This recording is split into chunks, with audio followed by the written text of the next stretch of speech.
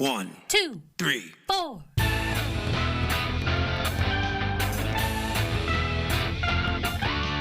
Monster movie. Fun time, go! Monster movie. Fun time, go. Monster Movie. fun time. Go! Monster movie. Fun time, go. With Precious D and Honeybee. Fun time, go!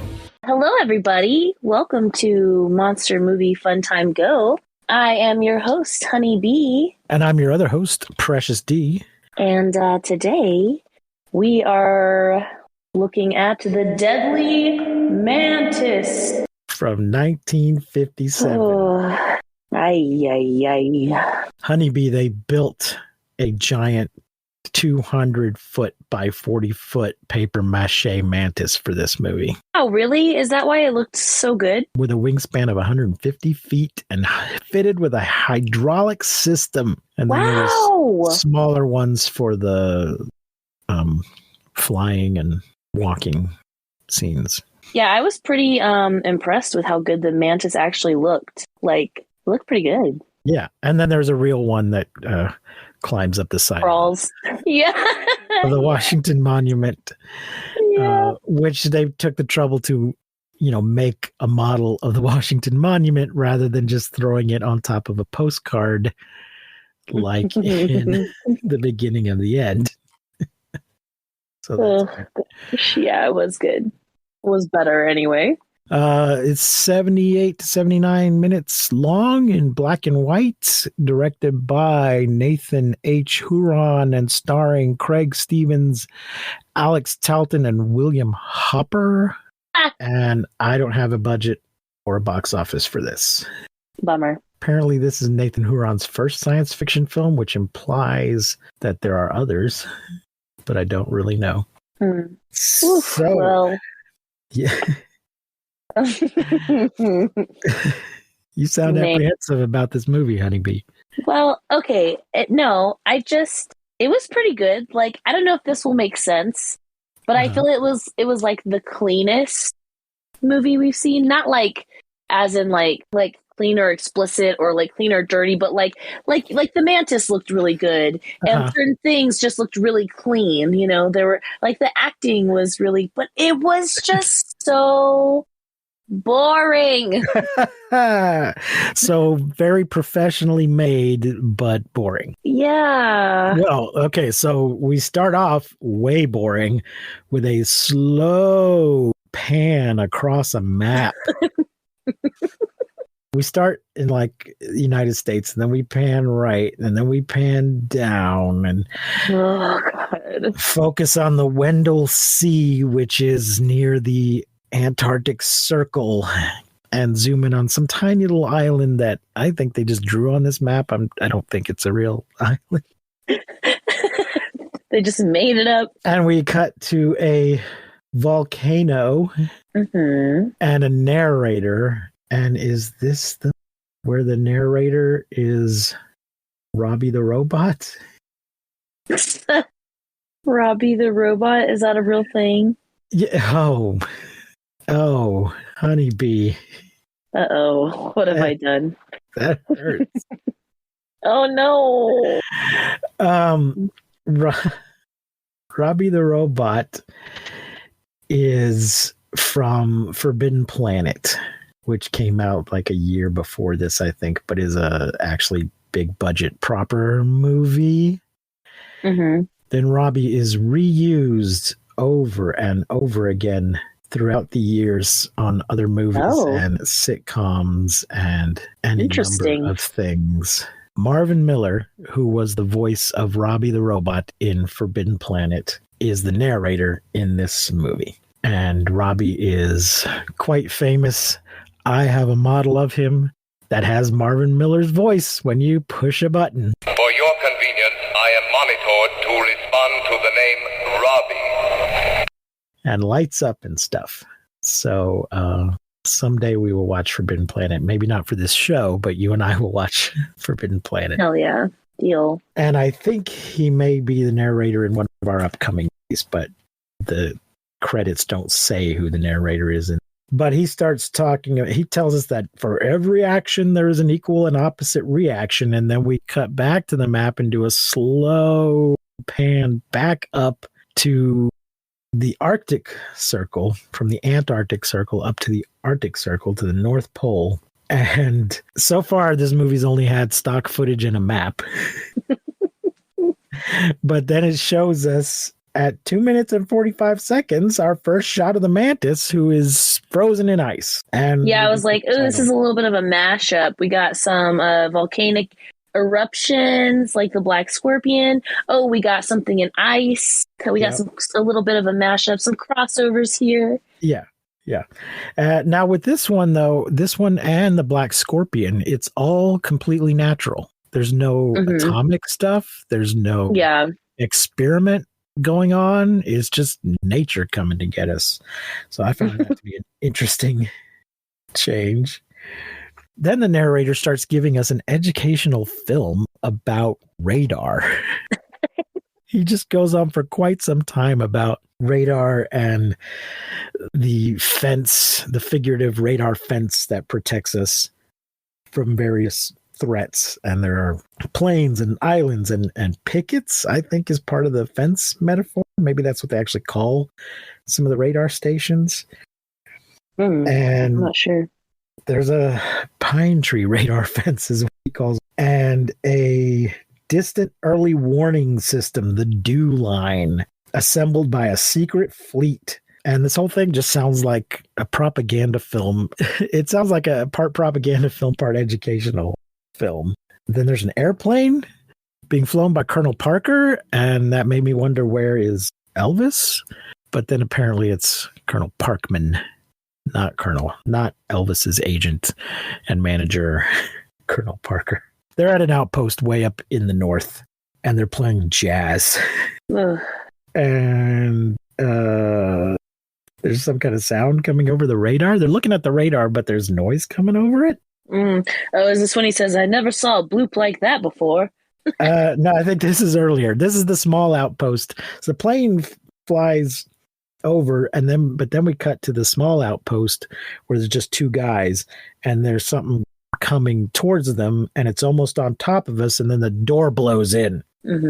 And Ready for One is trying to call them, and the plane reports that Weather Shack number 4 is damaged, and there's no answer. So Colonel Parkman gets in a plane to go check. Oh, I know what this plane was earlier. Earlier, I think we just see Colonel Parkman arrive in his plane for no real reason. Yeah. Just to introduce him. I don't know why he can't that's in like this scene. This is the biggest problem with this movie that I have, is everything is like this. Like they put it's so much information, and instead of like you said, introducing him in this scene, we're like, let's just add a whole scene that we don't need at all. Yeah. There was a whole first scene of him just landing and getting out, and somebody coming up to him and going, Colonel Parkman, and we didn't need that. Right. Because then he gets back in his plane to go check on the outpost, and I think he's got another guy with him, Lieutenant, and the outpost is smashed, and they say two men don't just vanish. Well, these did. Nothing's been reported, no footprints, some kind of tracks in the snow that look like ski tracks or runners on a snow plane or something, but they say it's too short for a plane, and it's not a helicopter. And then they sweep away a little bit of snow, and there is a big, giant 3-toed, well, what we know is a mantis print in the snow. And back at base, they're going over when the most recent contact was. It was 5 days ago, and Weather 4 made contact with Weather 1 at 08:13, and everything was Jake. So it gets a nice old-timey slang there. Yeah, there's a lot of good stuff, a lot of good little old-timey sayings in this one. Yeah, and the operator picks up something that doesn't make sense, and then it's gone. And it's a very quick blip. That's when the guy, I think, says, I've never seen a blip like this before. So red alert, stock footage.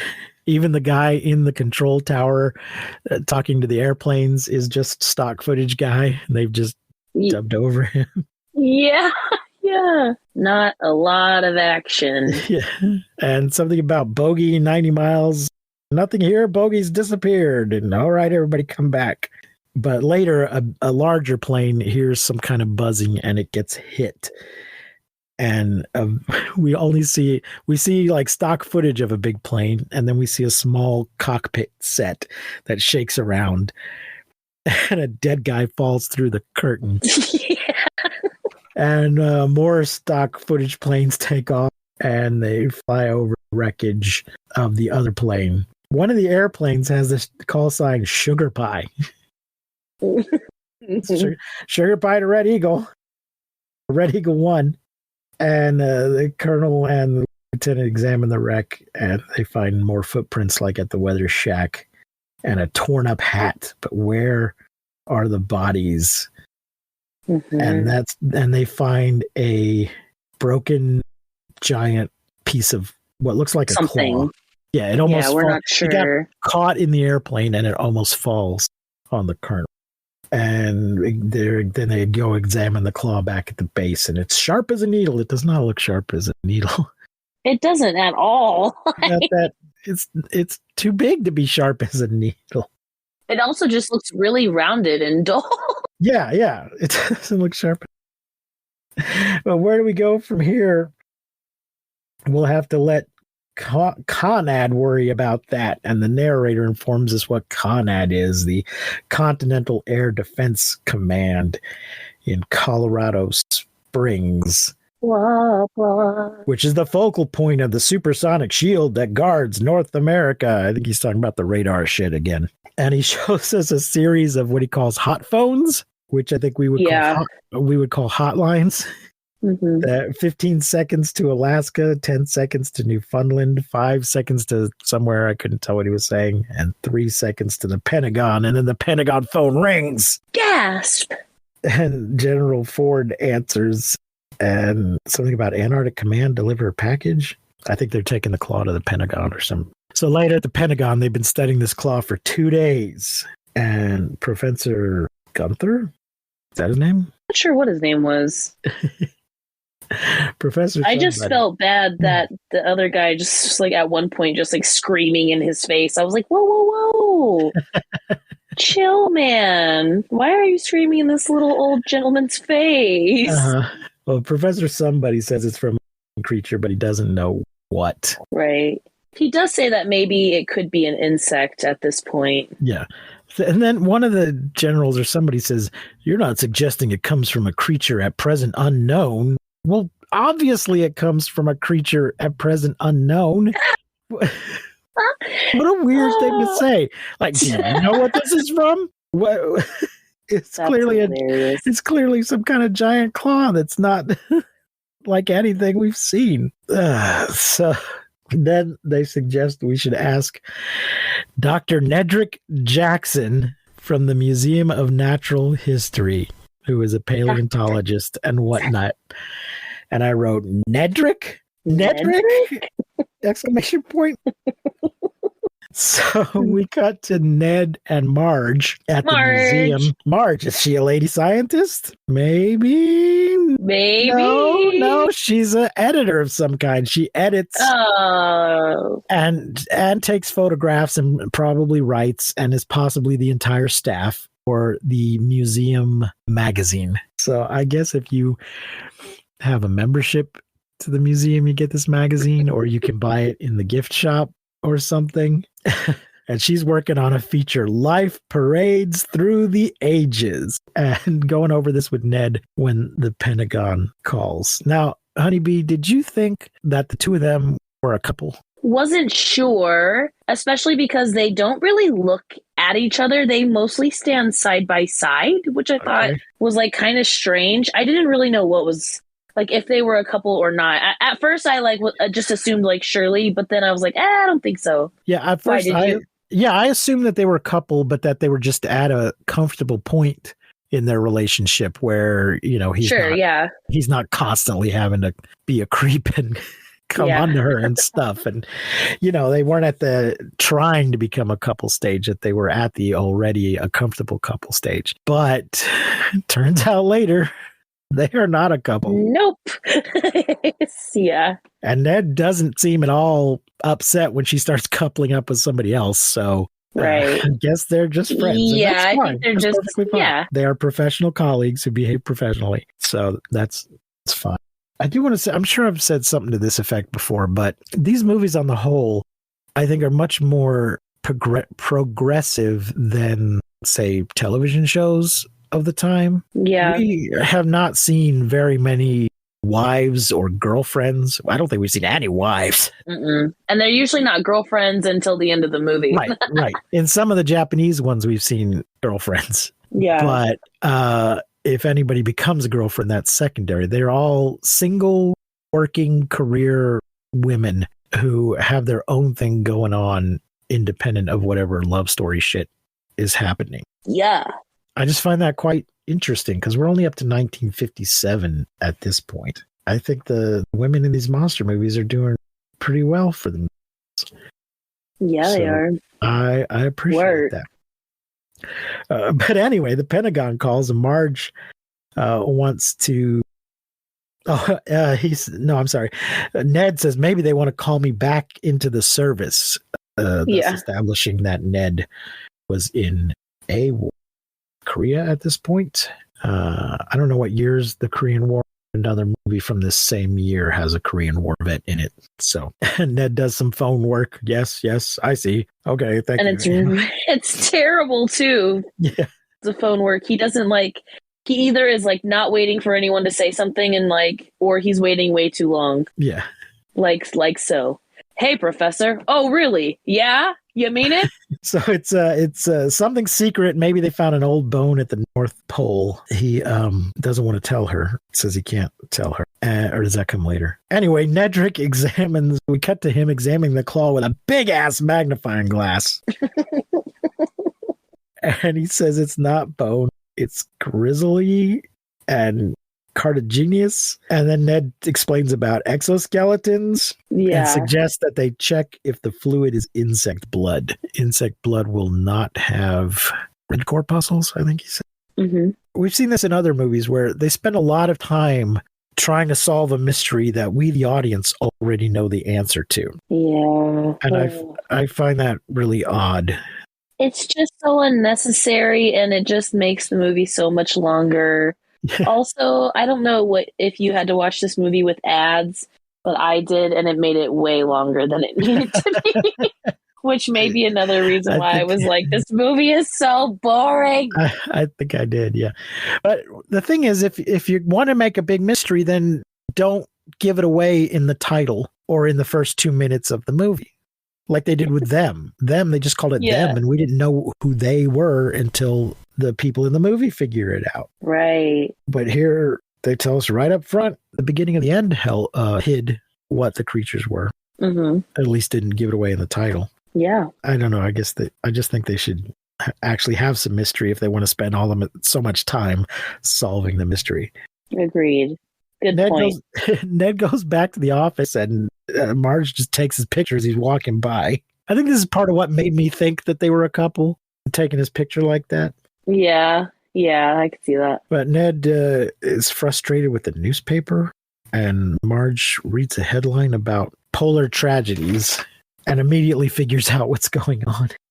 And wants him to tell her about it because this would be a great scoop for the museum mag. Ugh. So he tells her, but she has to, keep a lid on it.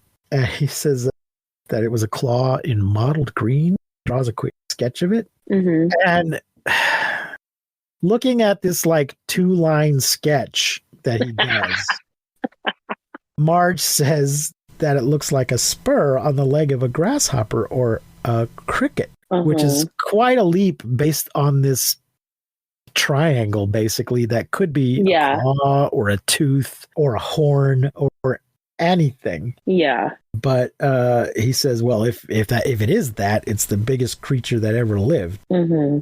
Professor Gunther calls, and it is insect blood. It's got no red corpuscles. And Ned talks to Gunther about prehistoric giant insects.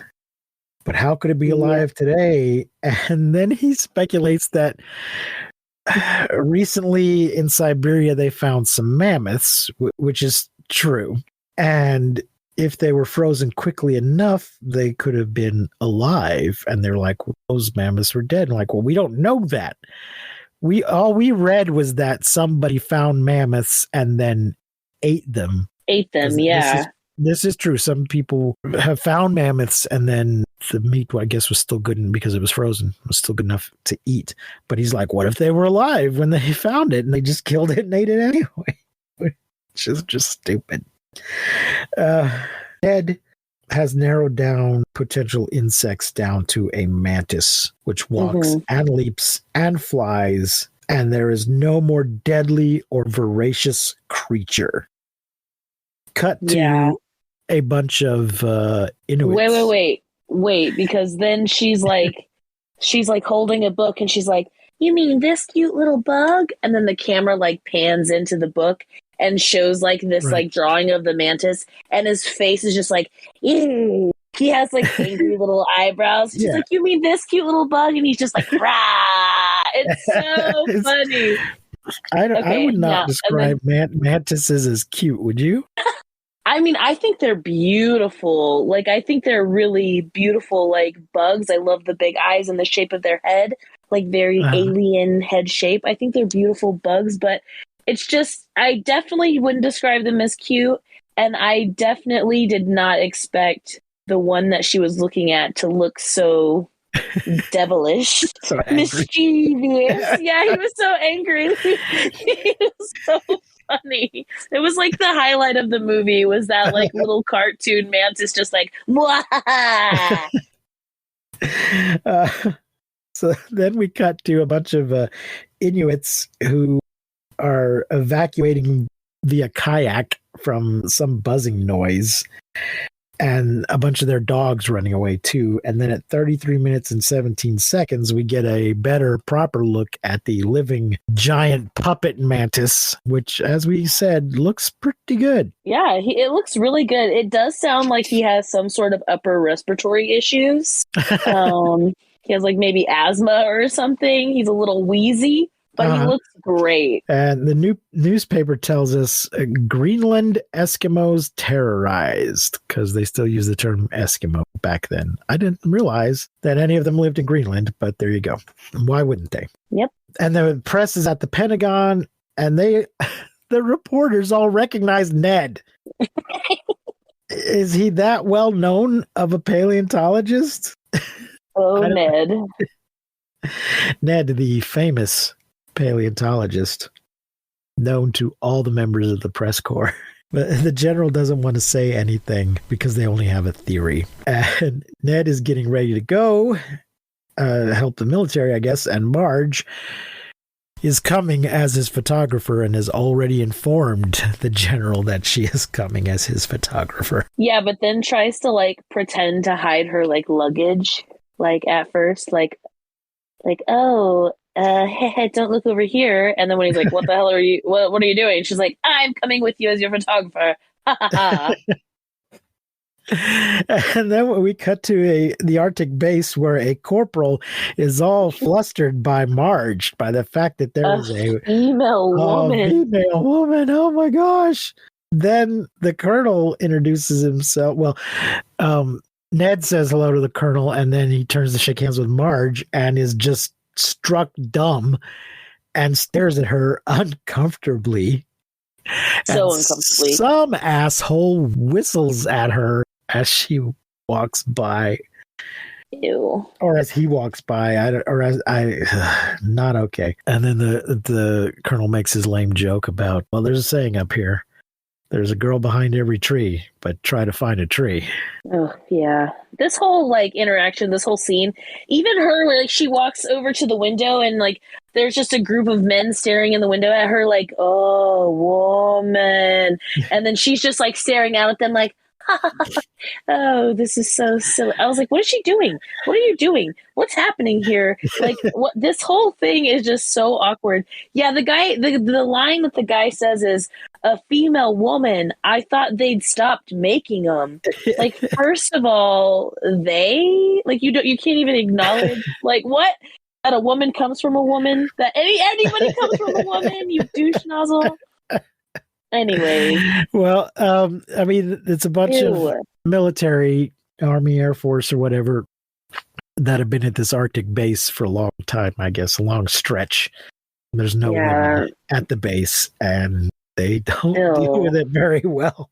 They do not handle it well at all. It's awkward. And then the guy, when he asks her to dance, or first asks the guy if she can dance, and then the guy's like, I ask her.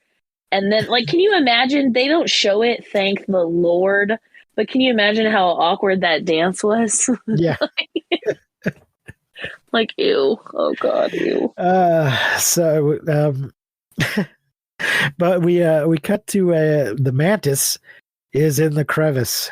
Walking as slowly as he possibly could. And Ned, Marge, and Colonel check out skid marks. And then they fly away, and then there's skid marks at the edge of the crevice, I guess, indicating that the Mantis has left it. Mm-hmm. And we get more jazz, goddammit, at the base rec room. And this is what you were talking about. Everybody's leering at Marge, and the corporal asks her to dance. Jazz, goddammit. If in case you didn't know, Precious doesn't really like jazz. People say to me, Precious, what don't you like about jazz? And I say, the way it sounds.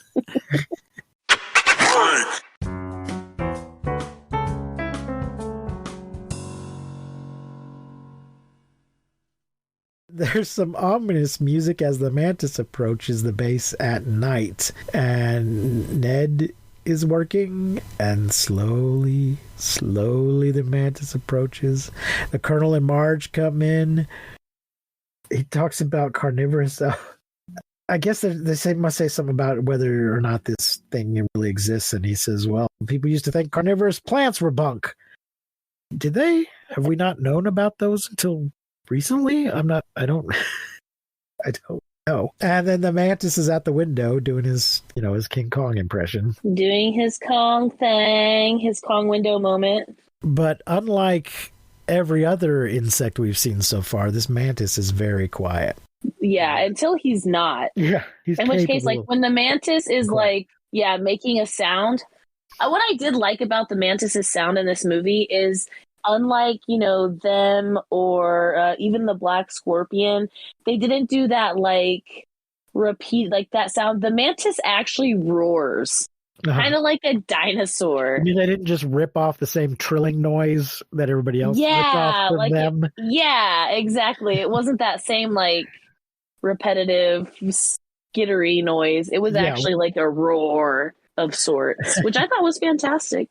I did. So Marge finally sees it and screams, and then crash, smash, condition red, guns, flamethrowers, roar. I wrote flying, loud when flying. Okay, so the Mantis gets very loud when it's flying because wings, and it flies away. And then we cut to some planes, and then coffee is being handed out the next morning. And 9 hours without a whisper. So it seems like everybody's been up all night and all day. And there's patrols around the clock. And then we cut to the Mantis flying over water, which seems like a bad idea to me.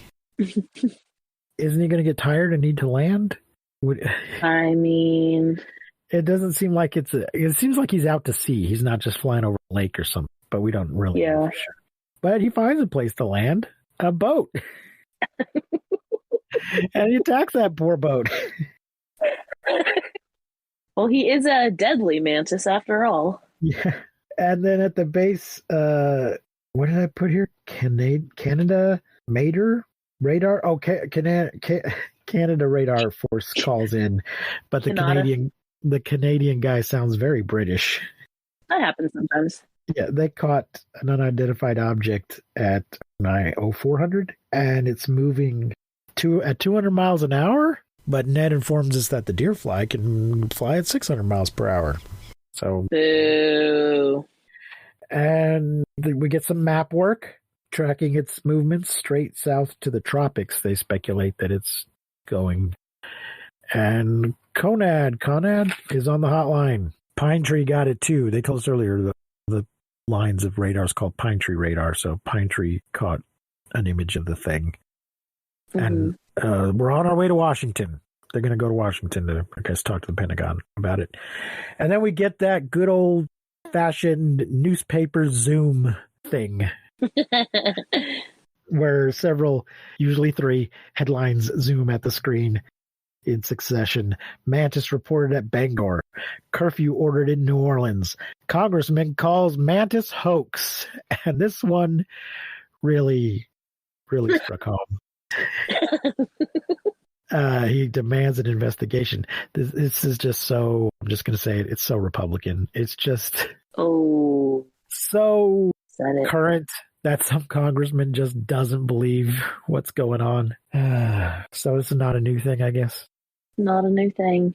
And then there's some kind of conference, and whoever's hosting it, I guess a press conference, introduces General Ford, who tells us it's real. And then Ford introduces Colonel Parkman. And we cut to families listening on the radio and watching on the television.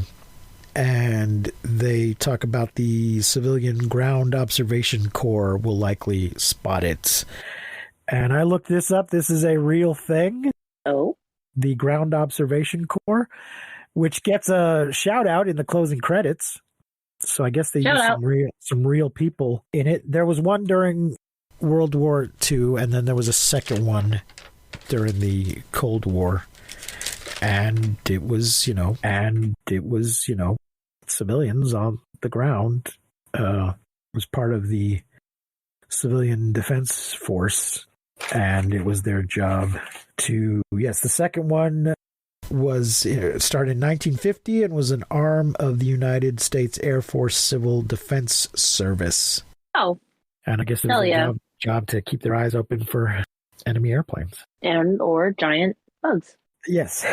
And the colonel shows the size of the Mantis compared to a plane.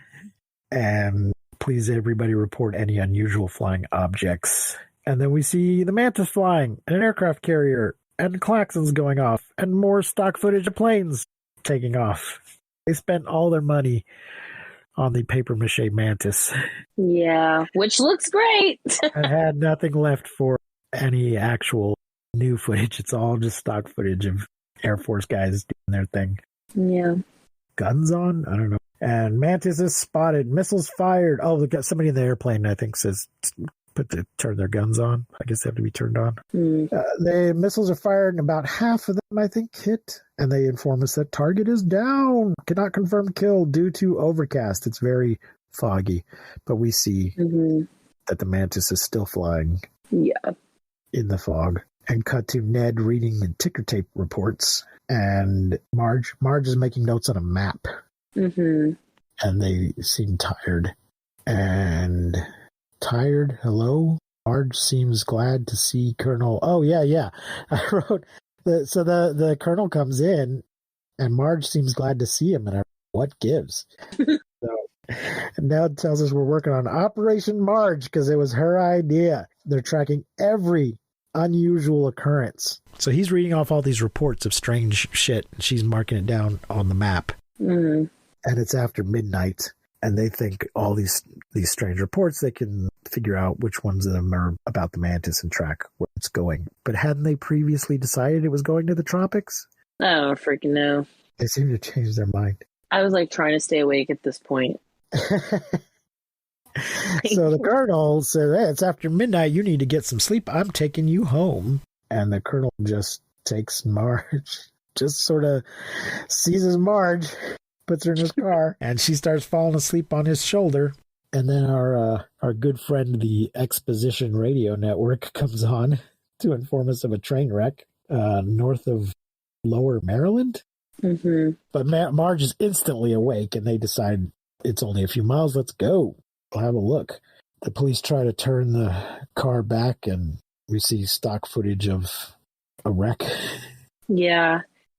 And then at some point on a radio, or someone says, like, in the radio or to a radio, like, go ahead, Voldemort. I'm not sure what they actually said, but I was like, what? I think you were falling asleep at that point. They probably said, go ahead, report. Oh, maybe, yeah. I just heard, go ahead, Voldemort. That's what my note says. I was like, yes, what a plot twist is what I put. So, Colonel, who I guess his name is Joe, decides it's just an accident. But then we see a footprint in the fog. Bum, bum, bum. And at a red light, what the fuck? Yeah, this is a real what the fuck moment. At a red light, Joe decides this is the time. In the fog, which is dangerous, Joe decides to make his move and kisses Marge. And Marge is like, light is green. The light just turned green. And Joe says it's too dangerous to drive in fog like this. It's even more dangerous to just stay parked in the middle of the street. There. Yeah, no shit. Yeah, I was like, please make it end. But remember what happened back there at the train? And Smooch. And Marge says, this is more dangerous. Which it fucking is. Get out of the road, you idiots. Mm-hmm. Well, it better get going. And then this bus comes in hot. What is going on with this bus? Yeah. He just pulls into the bus stop way too fast. It kind of skids to a halt. I'm going to call the Mutual Transportation Company and complain about his driving. Some lady gets off. He's like, "Yeah, you forgot your package, lady, and it's good to get home safely with all the strange goings on out there." And I'm like, "Well, she's dead." Turns out I was wrong. She's not the one that dies. Everybody that stayed on the bus dies. Yeah, she just gets to watch it. Yeah, the Mantis shows up and smashes the bus. And Exposition Radio Network once again tells us there's been an accident just 5 minutes ago. So their reporters are really on the ball. Marge is still not home yet. How far away does Marge live? Yeah, they're still in the car, listening to this shit. They're still in the car, and the reporters already got to the scene and sent a report back to the radio station. In the fog. Yeah, and they tell us that this is the 7th accident in 24 hours. And then we see the woman is not dead. It's just everybody else. And Colonel and Marge show up at the bus scene. And the radio says the Mantis is sighted over Washington. And more stock footage. And here's where the Mantis hits the Washington Monument and climbs up the model, which looks much better. I wrote, much better than beginning of the end. Agreed. Much better. More stock footage, planes getting ready and taking off. Colonel Parkman's in a plane. Ned and Marge are just hanging out with General Ford at HQ because why? Because they were there at the beginning? Because Philo, yes. First in, last out. No reason for them to be hanging out with the General at this point. They're just there because they've been there. So the General says fire at anything not identified as friendly. And the big guns miss. Target is lost. Drop below the radar net. Drop below the radar net. Mr. Narrator keeps telling us how great this fucking radar net is. All you gotta do is drop below it. But don't worry, one of the ground observers will pick it up. Which is why you need a ground observer corps. Because fucking radar sucks.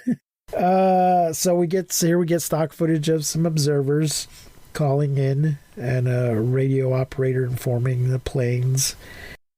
What is this? It's going to be in Newark in a few seconds. So the planes engage the Mantis. Colonel Joe is in a plane that hits / grazes the Mantis, and the pilot ejects. I think we'd find out later that it's Joe that ejected, but it was not clear at the moment. And then the Mantis goes down somewhere in the city. Yeah. Then we cut to them hosing down a tarp at the Manhattan Tunnel. Yeah. At some point while we were looking, the Mantis went into the tunnel. And they are now filling it with smoke and hosing down tarp. And some guy says, oh yeah, there's some dude just trying to go through the tunnel and he can't. And he's like, the TV said the flyer who shot down is going to go into the tunnel after it. And this nosy guy is still, the nosy guy is asking if it's still in the tunnel. And this is where we find out they're saturating the tunnel with smoke. Mm-hmm. So the Colonel Joe, Ned, Marge talk to the general. Ned is sure it is mortally wounded.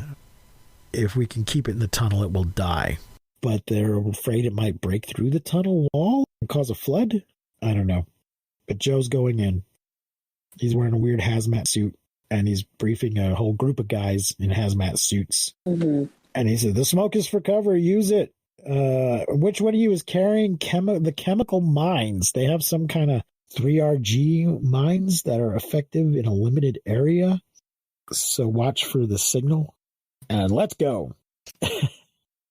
And in the tunnel, the Mantis is still alive and smashing up cars. Throwing toys around. Yep. You know the drill. Yep. Gunfire, growling. There's a bunch of bang bang, and they retreat. Joe throws a 3RG, and boom, the Mantis is still alive. Run. He said, say it to my face, you little bitch. And more bang bang, and throw another one. Nope. Retreat. Ooh. But wait. It's dying. Is it dying? Asthma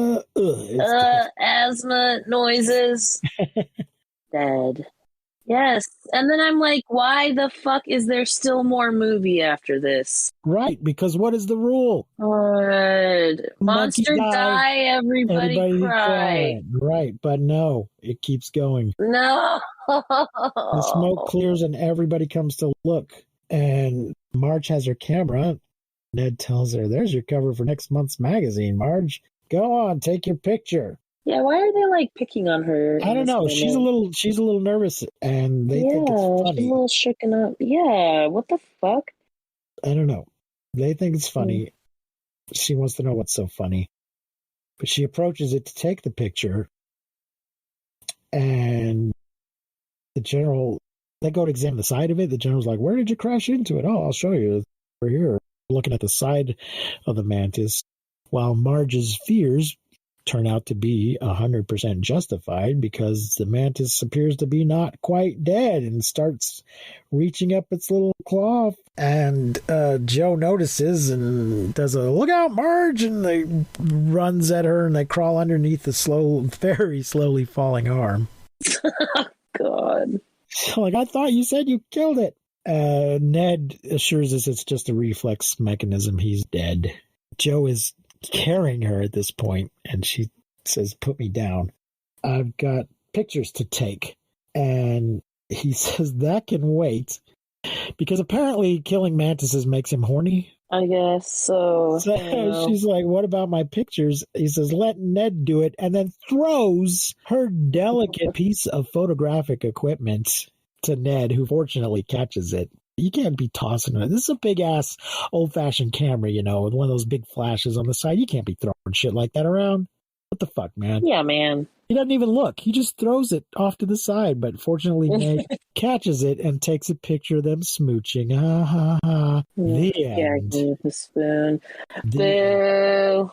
We gratefully acknowledge the cooperation of the Ground Observer Corps. So, there you go. That is the Deadly Mantis. The Deadly Mantis. So, tell me, what you think? I like the Mantis.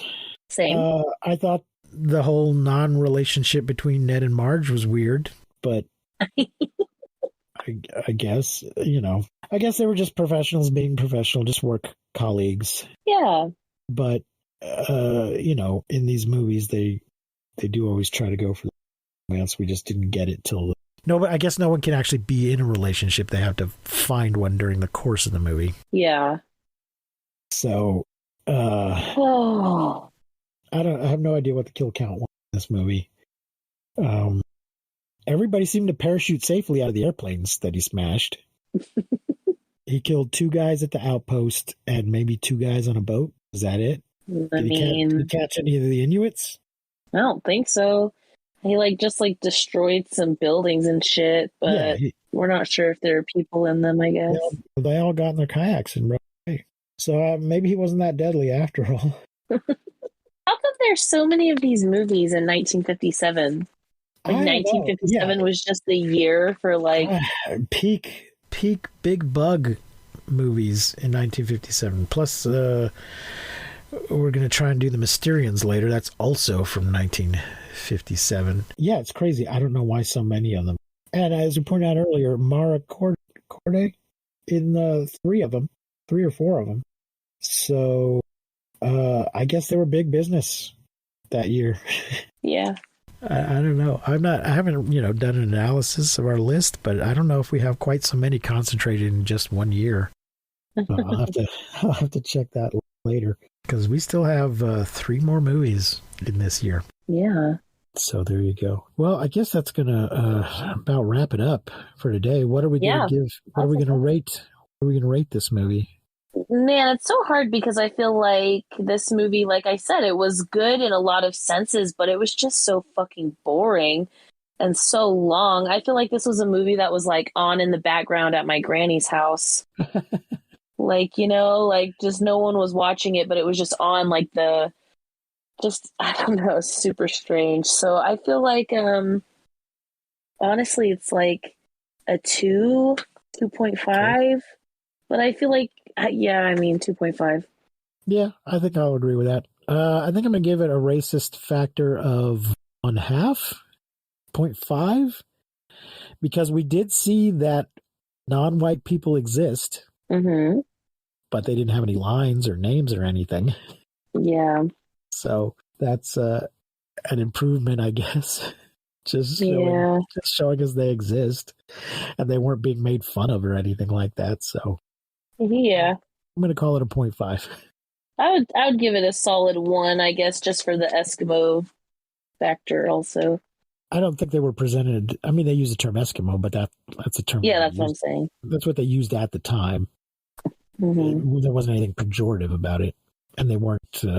It looked like it was just stock footage, frankly. Probably was. So I think they were actual people in their actual kayaks. They weren't being stereotyped or played by white people or anything like that. Yeah. Cool. So, all right. Thanks, folks. Don't watch this movie. We already did. So follow us on Instagram and on Twitter. It's at FuntimeGo, I think, on Twitter, and MMFTG on Instagram. Send us a message, email us at monstermoviefuntimego@gmail.com. Send us a voicemail to anchor.fm/mmftg. Go buy our t-shirts, cafepress.com/mmftg. Remember, keep calm and take shelter in basements. We will not see you, but you will hear us next time on Monster Movie Fun Time Go. Monster Movie Fun Time Go! You've been listening to Monster Movie Fun Time Go. If you enjoyed the show, please rate and review us on your podcasting platform of choice. Our theme song is by the Texicano Folk Rock Punk featuring Lita Lopez. You can support the show, find links to our social media, and even leave us a voice message at anchor.fm/mmftg. Fun Time Go!